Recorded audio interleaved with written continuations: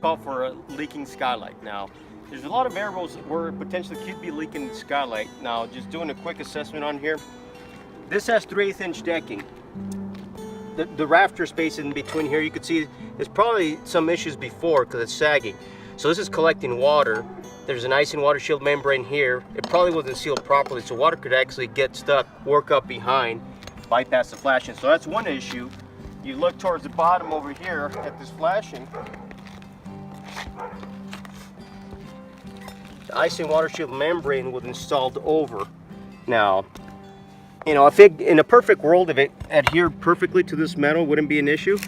But as you can see, it's reused and it's not going to. So if there's any penetrations through that metal from old nails, it's going to go ahead and enter through there. So this is just creating it, allowing the water to back up. And you can see areas here where it wasn't sealed up. Look at that crack here. That's actually the old sealant, so that should have been scraped off and sealed up properly. So same thing over here. Ice and water. You got some holes through there, installed on there. I mean, water is just trapping up. This should have been installed underneath the flashing, not over it. So because it was installed over it, there's areas where, like up here, if it doesn't seal properly, the water's going to go ahead, enter in there. It's going to back up, and it's got to go somewhere. Usually it goes behind and under the flashing.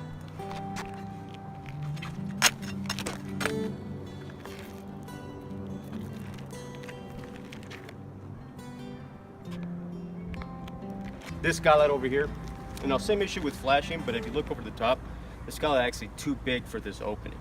You could order a custom skylight depending on the opening on there, so that way you don't see the decking and all the other stuff. You can see some of the underlayment. I don't know why there's no underlayment on the top either, but you know, the curb should have been installed right to the correct size.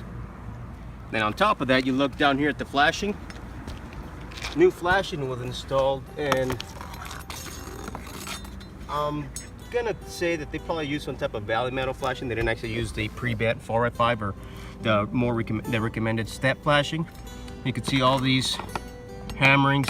They were bending on there. They're trying to manipulate it, and actually it doesn't look so good. And down here is where the big issue is. This is supposed to allow water to freely exit on top of the shingles. Now, the shingles on the bottom course, if you come around here, okay, in this skylight here, you can see at the top flashing, the shingles, how they're installed, is not allowing for the water to exit on top of the shingles. It's being trapped. You see the shingle here? The water's going to be backing up. That's only going to keep getting worse and worse, especially you add snow to the equation and ice, you're going to have some major leaks in this area. But yeah, this whole thing needs to be redone.